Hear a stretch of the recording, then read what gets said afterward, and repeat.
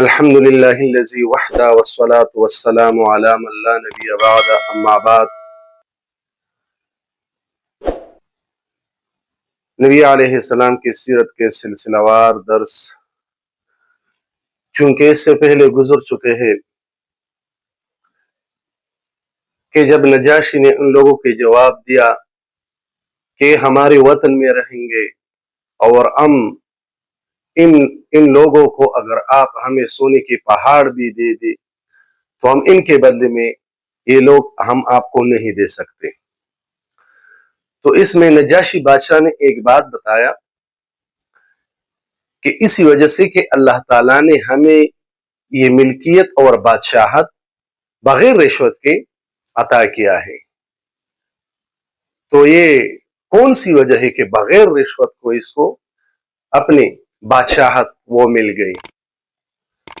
تو اس کے اصل واقعہ کی طرف اشارہ ہے، وہ یہ ہے کہ زہری رحمت اللہ علیہ فرماتے ہیں کہ میں نے ام سلمہ رضی اللہ تعالی عنہ سے یہ مفصل واقعہ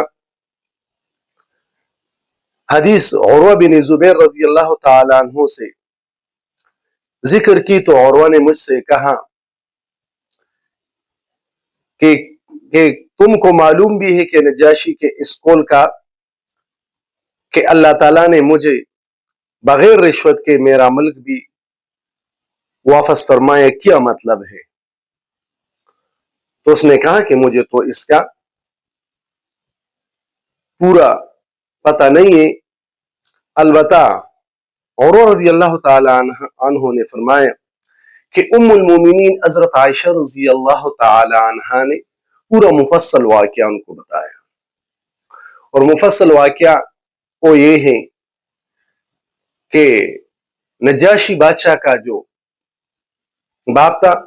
وہ بھی بادشاہ تھا، لیکن یہ نجاشی بادشاہ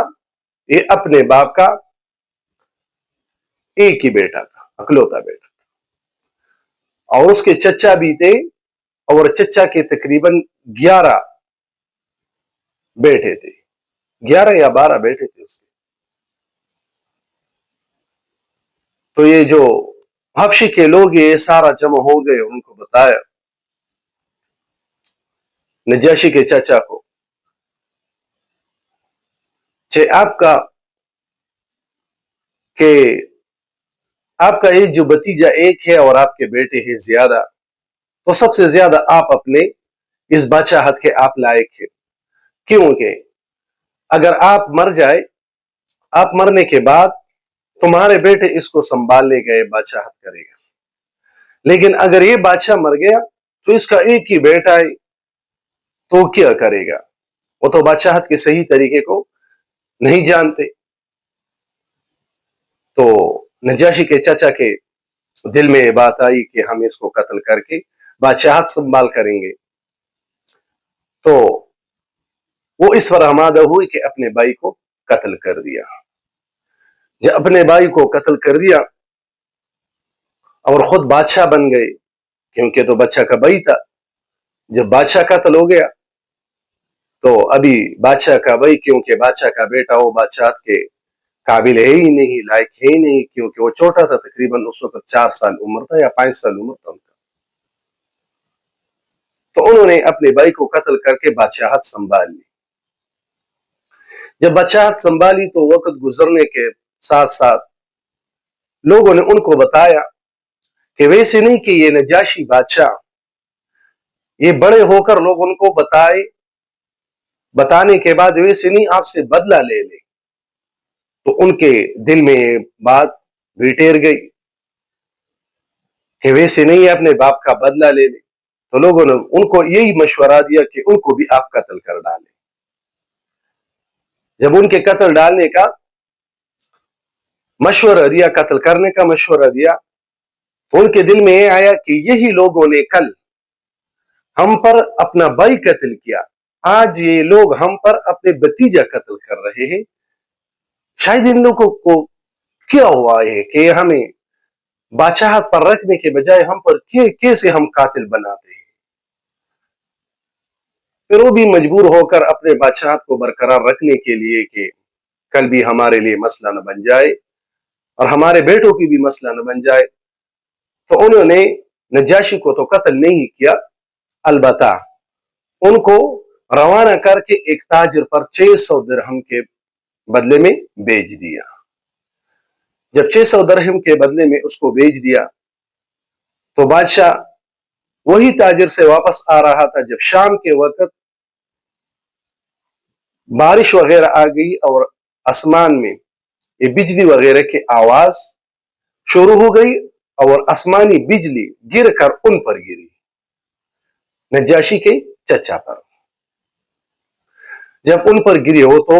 مر گئے۔ جب وہ مر گئے تو ان کے جو بیٹے تھے وہ سارے کے سارے نادان تھے، بیوقوف تھے، احمق تھے، تو سارے لوگ جمع ہو گئے کہ اب ہمارا بادشاہ ہوگا کون؟ یہ تو سارے کے سارے احمق ہے، اگر یہ احمق ہمارے بادشاہ ہو گئے تو ہمارے ملک کا یہ پتہ نہیں کیا حشر کرے گا۔ تو وہ لوگ جمع ہو گئے کہ جس طرح بھی ہے، لیکن نجاشی انصاروں میں وہ ایک ہوشیار بندہ تھا، وہ اچھا لڑکا تھا، ہوشیار بندہ تھا، انصاروں کے بجائے وہ بہت زبردست ہے، ہمارے لیے اعلیٰ ہے۔ تو مشورہ کر کے ان تاجر پر، جن لوگوں کے مشورے سے اپنے چاچا نے وہ ایک تاجر پر بھیج دیا، وہی تاجر کے پیچھے یہ لوگ بھاگ گئے۔ وہاں سے وہاں یہ تاجر جب ان کو مل گیا تو بادشاہ تو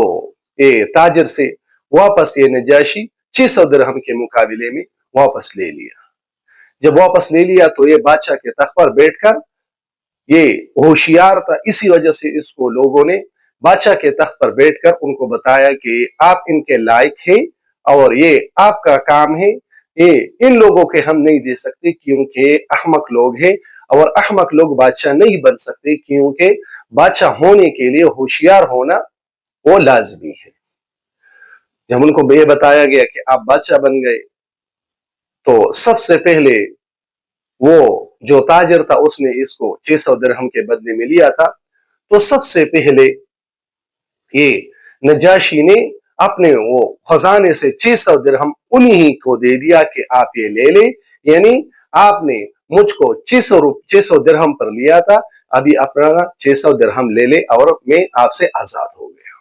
یہ بادشاہ بن گیا۔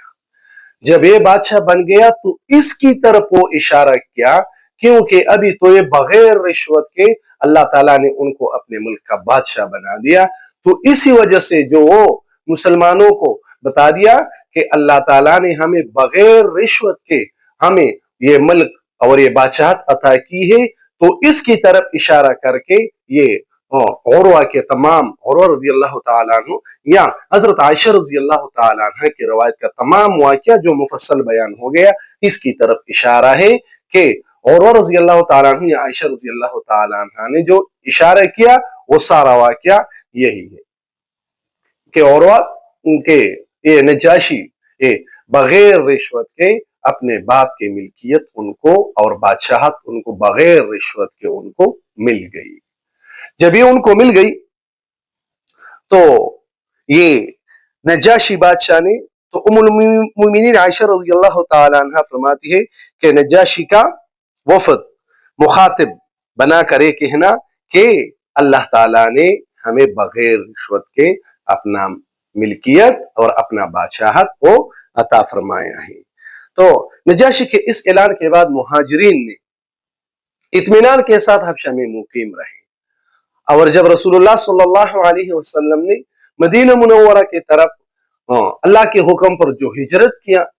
تو مسلمان زیادہ تر جب ان کو پتہ چلا کہ نبی علیہ السلام نے مکہ چھوڑ کر ہجرت کیا ہے تو زیادہ تر لوگ وہ چلے گئے، یہاں تک کہ 40 لوگ اس سے چلے گئے اور میدان جنگ بدر میں مسلمانوں کے ساتھ وہ شریک ہو گئے۔ ایک بات، دوسرا، جب فتح خیبر کے قریب حضرت جعفر رضی اللہ تعالیٰ عنہ یا ان کے ساتھ اور بھی جو ساتھی تھے، تو یہ زیادہ تر لوگ پھر 7 ہجری میں، یعنی ہجرت 7 ہجری میں، ہجرت کے 7واں سال بعد یہ مکہ میں مدینہ میں پہنچ گئے۔ جب مدینہ میں پہنچ گئے تو اسی دن، جس دن یہ ادھر मदीना चले गए, मदीना को पहुंच गए। उसी दिन मुसलमानों ने खैबर को फतह किया और जाफर रज़ी अल्लाह तआला अन्हु नबी अलैहिस्सलाम के घर में दाखिल होकर वो नबी अलैहिस्सलाम ने उसका वो माथा भी चूमा और उसके साथ गले भी लगाया और नबी अलैहिस्सलाम ने फरमाया उनको कि मुझे ये पता नहीं है कि मैं किस वजह से खुश हूं, कि आपके आने की वजह से मुझे इतना खुशी है या खैबर फतह होने की वजह से मुझे इतना खुशी है। तो ये नबी अलैहिस्सलाम के सहाबों का जो पहला जो हिजरत था और दूसरा हिजरत वो मदीना मुनव्वरे की तरफ, और नबी अलैहिस्सलाम का पहला हिजरत मदीना मुनव्वरे की तरफ हुआ। जब मुसलमान यहाँ ठहर गए हबशे में, और नजाशी बादशाह ने उसको हुक्म दिया कि हम आपको सोने के पहाड़ के बदले में आप नहीं दे सकते, आप इधर रहा करें। तो अभी कुरैश से मुसलमानों ने और बिलखुसूस हज़रत जाफर रज़ियल्लाहु ताला अन्हु ने नजाशी बादशाह से पूछ लिया कि हम इनसे 3 सवाल कर रहे हैं, हम इनसे 3 सवाल कर रहे हैं कि आया कि क्यों ये लोग जो हमारे पीछे आए हैं इनसे पूछ ले। वो 3 सवाल क्या है, वो ये है। पहला सवाल कि क्या हम किसी के गुलाम है जो अपने आका से भाग कर आए हैं? अगर ऐसा है तो बेशक हम लायक की वापसी है, हम इनको वापस करें। तो बादशाह ने उरवा को बादशाह ने अम्र इब्न अल-आस जो कुरैश मक्का के मुंतखब होकर यहाँ आए थे उनसे पूछ लिया कि ये गुलाम किसी से भाग के आ गए हैं? कहते नहीं कि ये तो गुलाम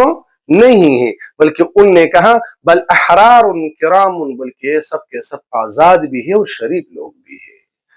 जब ये शरीफ लोग है तो फिर आप लोग इनके पीछे क्यों आए? ये भी तो सवाल बनती है। दूसरा, हज़रत जाफर रज़ियल्लाहु ताला अन्हु ने नजाशी बादशाह से कहा कि आप इनसे भी दरियाफ्त करके किया हम किसी का खून करके आए हैं, यानी हम किसी के कातिल हैं कि कत्ल करके हम आए हैं। अगर हमने किसी को कत्ल किया है तो बिल्कुल आप हमें ले जाए और हम उनके बदले में कत्ल करें। तो बादशाह ने उनसे पूछा अम्र इब्न अल-आस से कि क्या ये कातिल बनकर आए हैं, किसी को कत्ल किया? कि नहीं, ये किसी ने एक कतरा खून भी इसने नहीं बहाया है। जब इसने किसी का खून नहीं बहाया तो आप क्यों इसके पीछे फिर आए? तीसरा सवाल इनसे कि हज़रत जाफर रज़ियल्लाहु ताला अन्हु ने उसे फरमाया कि आप इनसे ये भी दरियाफ्त करें कि क्या हम किसी का माल लेकर आए हैं, यानी हमने किसी का माल चोरी करके आए हैं? इनसे पूछ ले। अगर चोरी करके आए हैं तो हमें वो माल भी बता दे कि आपने ये माल चोरी की, तो हम आपको उनको वापस ही भी कर सकते हैं। जब बादशाह ने उनसे पूछ लिया कि इन लोगों ने किसी का माल चोरी करके यहाँ आए हैं, तो अम्र इब्न अल-आस ने कहा कि नहीं, ये भी नहीं किया है। जब ये भी नहीं किया तो फिर आप लोग इनके पीछे क्यों आए हैं? ये तो वही इन आदत पे आ गए, इसी वजह से आ गए कि हम इनको वापस ले जाएंगे और इन पर वही जुल्म शुरू करेंगे जो हम इन पर पहले जुल्म करते थे। तो ये तीनों सवाल ये उनसे पूछ गए, लेकिन इसमें कोई और तो फिर बादशाह हबशा ने बताया कि हम आपके जामिन भी हैं और आप जिम्मेवार भी हैं, आप इधर रहा करें, अपनी जिंदगी यहाँ बसर करें। और जो भी बातें हबशे के बादशाह के साथ या अम्र इब्न अल-आस के साथ हो, ये जो बातें हुई इंशाअल्लाह अगले दर्स में वो बयान